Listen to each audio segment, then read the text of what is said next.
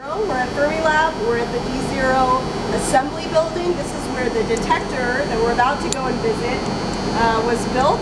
It's behind there, behind our concrete shielding box, and connected to a bunch of computers that used to be in this blue building. So what we're going to do is we're going to go downstairs and head behind those flags right there. So let's go.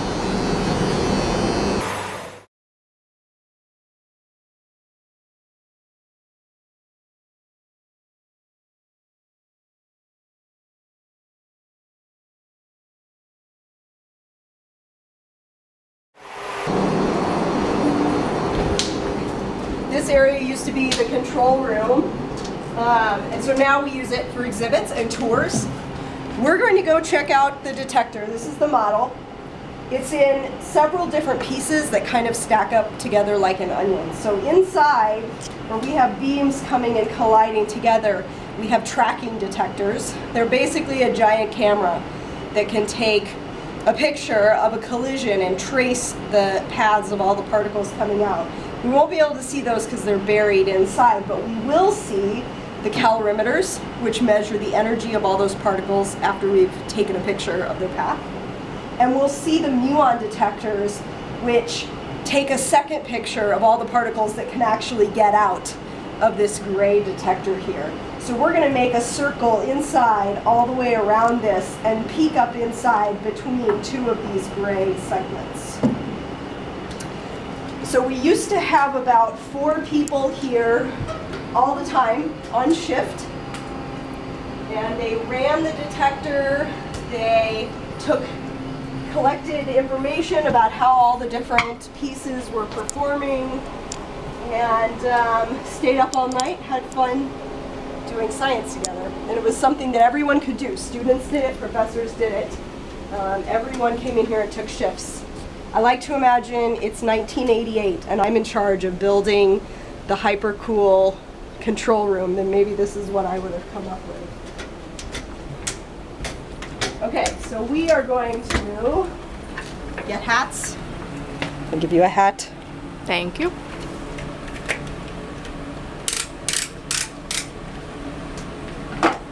And we'll take a light.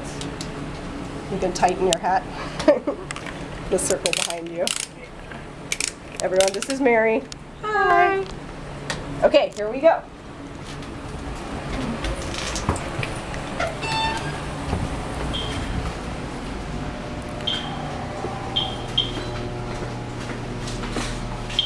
So we have a key. We are authorized entrance. The keys were used to make sure that no one was left inside by themselves. If there were keys missing, they couldn't turn the beam on so that no one would get stuck in the detector when it was very radioactive. How radioactive is the beam? It would be very radioactive if you were inside. Here in the detector, we used to have to wait at least several hours or maybe a day before you could go in and make repairs after the beam turned off.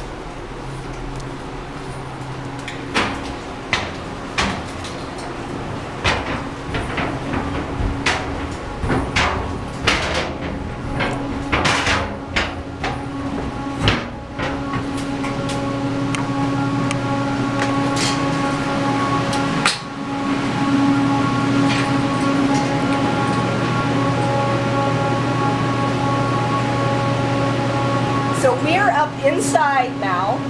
This is part of the muon detector. This is the blue section on the edge of the model. And then over here is the rest of the experiment. So the muon detectors wrap up around, and we're standing right underneath the calorimeters. So we're about to go up these stairs very carefully, and we'll peek inside.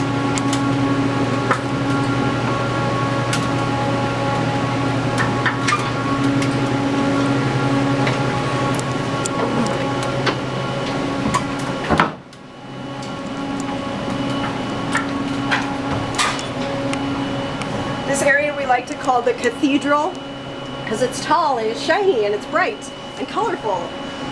So this up in here is a look inside D0. It wouldn't normally be open like this. This is the configuration as if we were going in to make a replacement of some detector component. So on either side, we've got calorimeters. Calo, like calories, like energy in your food. Literally, the purpose of these detectors is to put so much material in a particle's path that it dumps all of its energy and we can collect it. Inside, where you can see like cables coming out, those are all from the tracking detectors that again were there to like take a photo of the path of these particles before it gets out. And you can see the actual beam pipe in between. So this is the pipe along which the protons and antiprotons would travel before they collide in the center of the detector. Around us on the other side are muon detectors. So these guys basically are a box, aluminum box. Inside here is a piece of plastic scintillator. And scintillator, basically when ionizing radiation goes through it, it makes light. So light photons are being created inside this plastic, and they random walk themselves to the edge where there's a wavelength shifting fiber, collects the light, turns it into a different color, and sends it out this photomultiplier tube. So essentially photons go in one end and we get a strong electric signal coming out the other end of the photomultiplier tube. So anytime a muon, which is like the heavy partner of an electron, and a muon would come through the calorimeter and hit this box, we would be able to tell using the computer programs that a muon entered right here.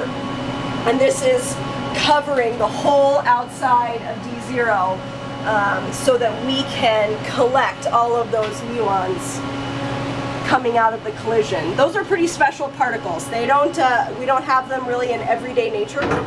And so when we see them, we know that something very interesting happened in that particular collision, and we almost always collected those events. So we'll go back downstairs, and then we're going to go check out the Tevatron accelerator.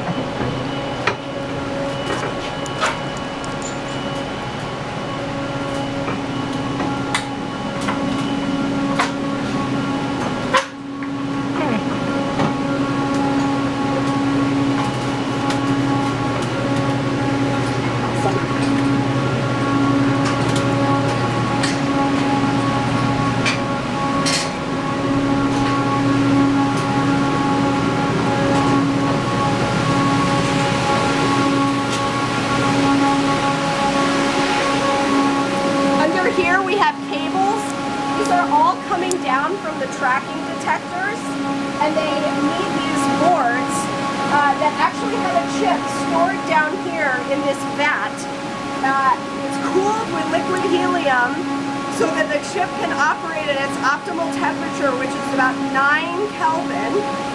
And that chip can take one photon coming out of fibers from the tracking detector. It can take one photon and convert it quantum mechanically into an electron that's then read out by the computer system. So this is like engineering at its finest, making particle physics work.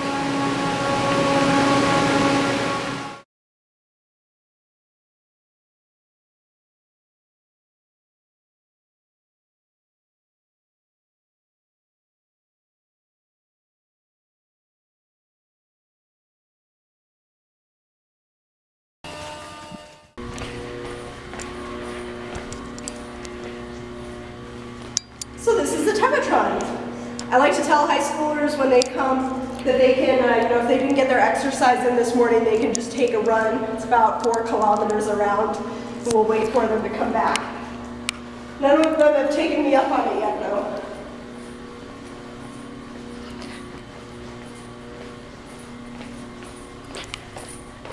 So you can see down the tunnel, you can already see that it's curving. This is a big circle. Again, it's about 4 kilometers around. We've got 2 sets of magnets in here. The blue ones up top are what we call the main ring. They were built at Fermilab in the 1970s for fixed target experiments where you accelerate a beam and shoot it at a target. And then down here, this is the Tevatron. These are actually superconducting electromagnets. So inside here, if we cut it open, you would have a pipe, like we saw, and coils of wire, which carry current, and that current induces a magnetic field. So these down here are superconducting. They're also cooled with liquid helium. And what that does is it lowers the resistance on those wires so that it can carry more current, and therefore the magnet can be more powerful. And we need the magnet to be more powerful so that it can hold particles of higher and higher energy in the same size circle. Because that's what's fixed here, is the size of the circle. If beams come out of this circle, we're in big trouble. So we have the red ones that work like magnets on your fridge. They're dipoles. They have a north pole and a south pole.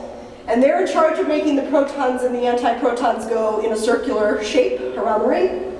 And then down here, we have some magnets that are shorter and that are gray. And those are called quadrupoles. Let's find a quadrupole. Let's find a quadrupole. So there it is, right there next to this fourth red magnet. That little guy. This little guy over here. That one. There it is. So this is one of the quadrupoles. And what it's in charge of is squeezing and focusing the beam. So each quadrupole can squeeze a beam in one direction, and it actually kind of unsqueezes it a little bit in the other direction. So we alternate them around the ring. And the combination of all these magnets gives us a circle with nice, tight, squeezed beams that have a really small radius. And oppositely charged particles in the same magnetic field are perfectly happy to go in opposite directions. So we just have one pipe in here, and they travel around each other. If we went to CERN and we went to the LHC and we chopped open one of its magnets, you would instead see two pipes with completely isolated magnetic fields from each other to make the particles go in opposite directions. And so with all of this, we had particle collisions here at D0 for about 20 years. We collected what was then the largest particle physics data set ever, and happily for the physicists, it's now been exceeded by the experiments of the LHC, which is what we're now going to be working on at Bethel.